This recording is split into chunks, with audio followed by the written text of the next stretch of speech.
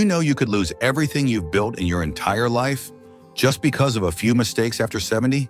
It's a tough thing to think about, especially when you've spent decades building a life, a family, and a nest egg, meant to carry you through retirement with comfort and dignity.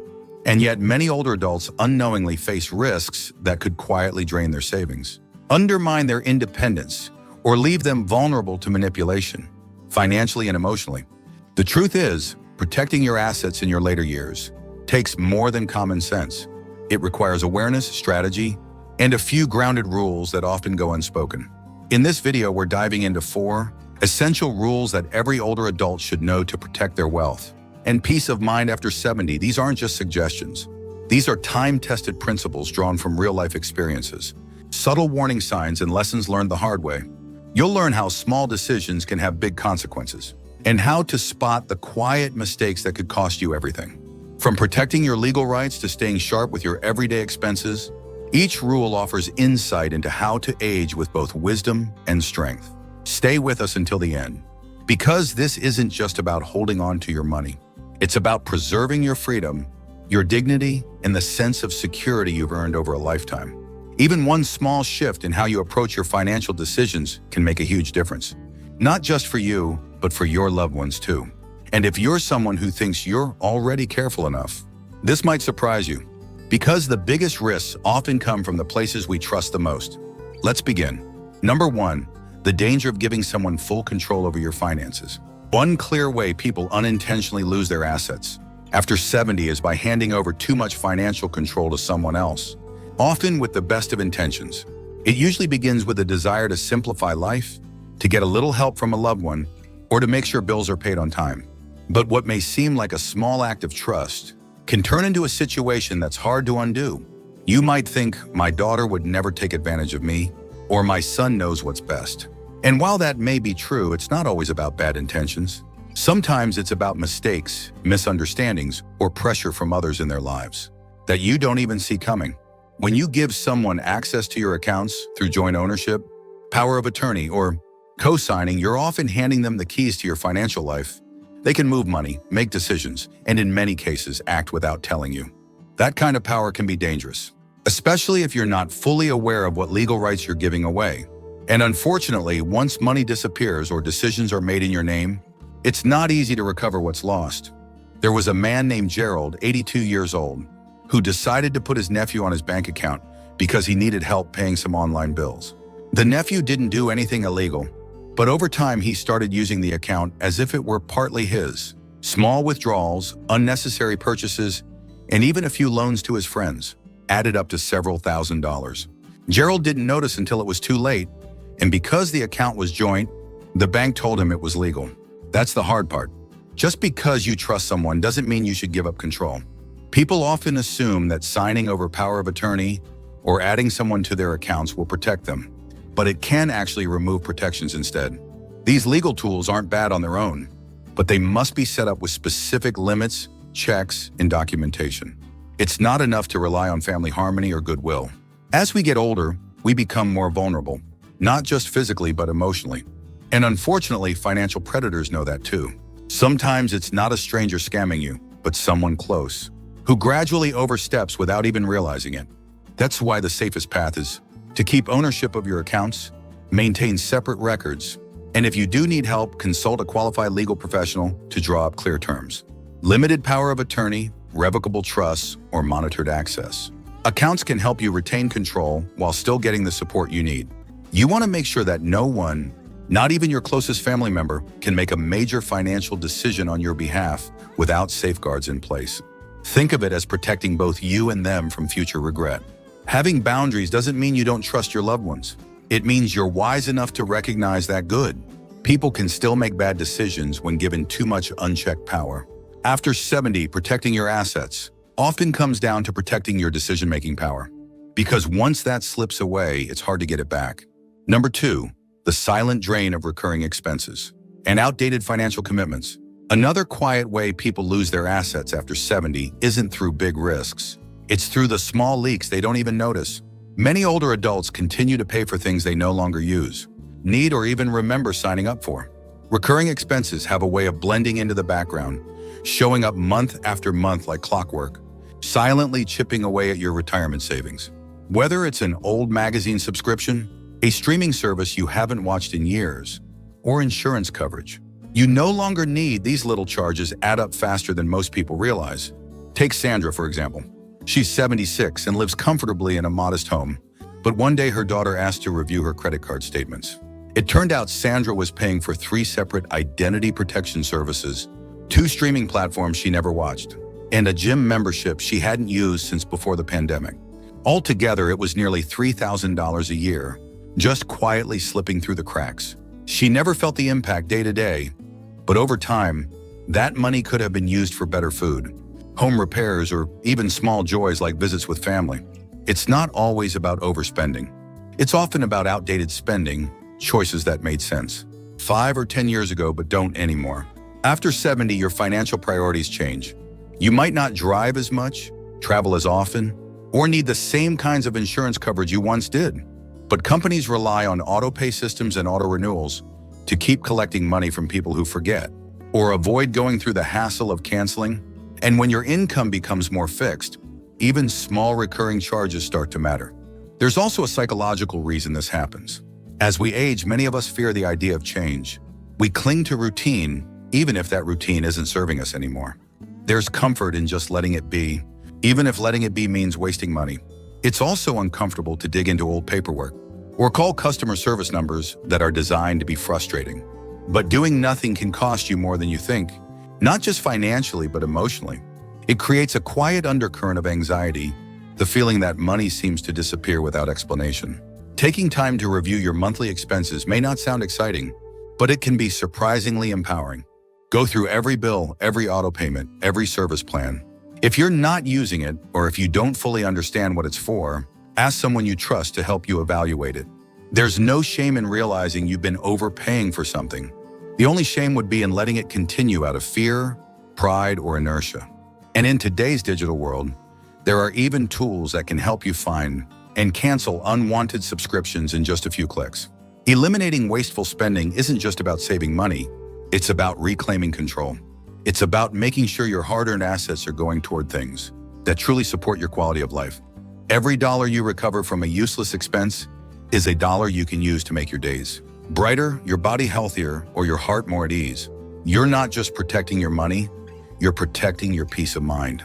If you're still watching this video and finding these insights valuable, please comment number 2 below to let me know you're here.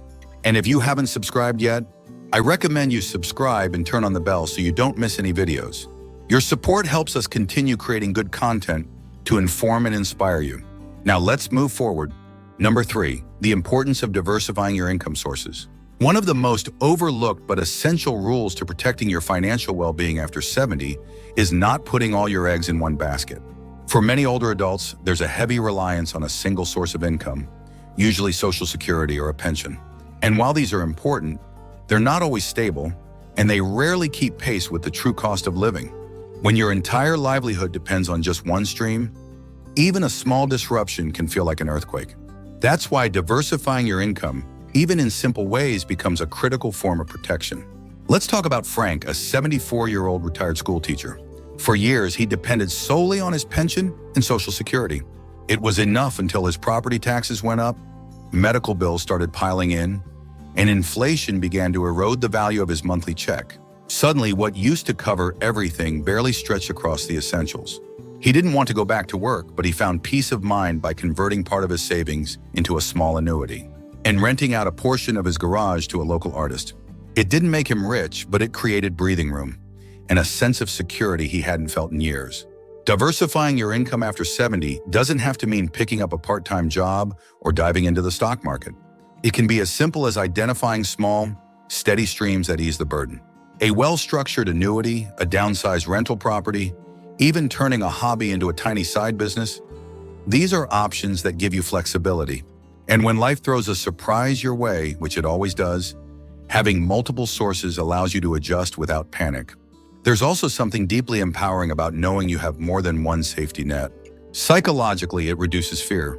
It gives you a sense of ownership over your financial future, instead of feeling at the mercy of bureaucracy or rising costs. Depending entirely on Social Security can feel like walking a tightrope without a net. One delayed check, one policy change, and suddenly you're in a bind. But when you've built even modest backups, you walk with more confidence. You know you have options. Some people hesitate to diversify because they believe it's too late or too complicated. They think I'm too old to start something new, or I don't understand investments. But the truth is, there are safe, simple strategies that require no deep financial knowledge. You can speak with a trusted advisor about low-risk dividend portfolios. You can rent out a room, teach a class, or sell vintage collectibles online. You can even pool resources with friends or family to create shared income projects that benefit everyone. And here's something not everyone tells you. You don't need to create massive income. Even an extra $100 or $200 a month can make a noticeable difference. It can cover prescriptions, groceries, or that trip to visit the grandkids. It's not about wealth. It's about freedom, the kind that allows you to make decisions based on what you want, not just what you can afford. You've spent your life working, saving, and providing. You deserve to enter this chapter with strength and peace, not fear. And that peace often comes from knowing that no matter what happens to one part of your income, you've built other paths to keep you steady. Diversification isn't just a financial tactic. It's a life strategy for aging with resilience and independence. Number 4, the hidden risks of outdated estate plans and neglected beneficiary designations. Many people believe that once they've created a will or set up a trust, their estate is protected and there's nothing more to worry about. But the truth is, estate plans are living documents, and if they're not reviewed and updated regularly, they can become traps rather than safeguards. Outdated documents, unclear instructions, or old beneficiary designations can lead to costly legal battles, strained family relationships, or assets ending up in the wrong hands entirely. And unfortunately, most people don't realize the damage until it's too late to fix it. Take the story of Harold, an 81-year-old retired engineer. He had written his will back in his 60s, when his children were still young and his financial situation was very different. At the time, he named his older brother as executor and listed an ex-girlfriend as the beneficiary of a small life insurance policy he forgot he even had. Fast forward 20 years, his brother had passed away, his relationship with his children had matured beautifully, and he hadn't spoken to the ex-girlfriend in decades. But because he never updated his paperwork, the insurance money went to someone who no longer played a role in his life, and his children had to navigate the courts to sort out the rest. Situations like Harold's happen more often than you'd think. Life changes, but paperwork doesn't change itself. Maybe you've remarried. Maybe someone you trusted has passed on or moved away. Maybe you've acquired new assets or sold off old ones. All of these shifts affect how your estate should be handled. And if your documents don't reflect those changes, the courts will be left to interpret your intentions, and they may get it wrong. Another common oversight is forgetting to check beneficiary designations on retirement accounts, life insurance policies, or bank accounts. These designations actually override what's written in your will. That means if your will says one thing, but your account paperwork says another, the account beneficiary wins. It's a quiet loophole that has left many families shocked and heartbroken, especially when an estranged relative or ex-spouse ends up receiving assets meant for someone else. People often avoid revisiting these documents because they find them overwhelming or emotionally difficult. No one likes to think about what will happen after they're gone, but updating your estate plan isn't about preparing for the end. It's about protecting your legacy. It's about making sure the people you care about are looked after the way you intended. And it's about preventing confusion, conflict, and unnecessary expenses down the road. Reviewing your estate plan doesn't have to be complicated. A good first step is simply to read through your will, trust documents, and any accounts with named beneficiaries. If anything feels outdated, unclear, or inconsistent, bring it to a qualified estate attorney or financial advisor. It's also wise to have a conversation with your loved ones, so they understand your wishes and feel included in the process. That way, they're not left guessing or scrambling in a time of grief. Remember, estate planning is not a one-time event. It's a reflection of your evolving life, values, and relationships. Keeping it current is one of the most loving and responsible things you can do, not just for your assets, but for the people you care about most. By taking the time to update your plans, you're preserving peace, clarity, and dignity, both for yourself and for those who follow after you. If you're still watching this video and finding these insights valuable, please comment number 4 below to let me know you're here. And if you haven't subscribed yet, I recommend you subscribe and turn on the bell so you don't miss any videos. Your support helps us continue creating good content to inform and inspire you. Now let's move forward. Final thoughts. As we wrap up this video, I want you to take a quiet moment to reflect on the 4 essential rules we've explored today. Which one stood out to you the most? Was it about guarding your financial control, cutting wasteful expenses, building new income streams, or ensuring your estate plans are up to date? Each rule holds its own kind of wisdom, and together they create a strong foundation to help you age with confidence, clarity, and peace of mind. This isn't just about money, it's about your freedom, your dignity, and your ability to shape the life you want in your later years. One of the biggest misconceptions people have about growing older is that it means giving up control. But the truth is, you have more power than you think. Every decision you make, no matter how small, can either protect your future or put it at risk. And the good news is, it's never too late to make a better choice.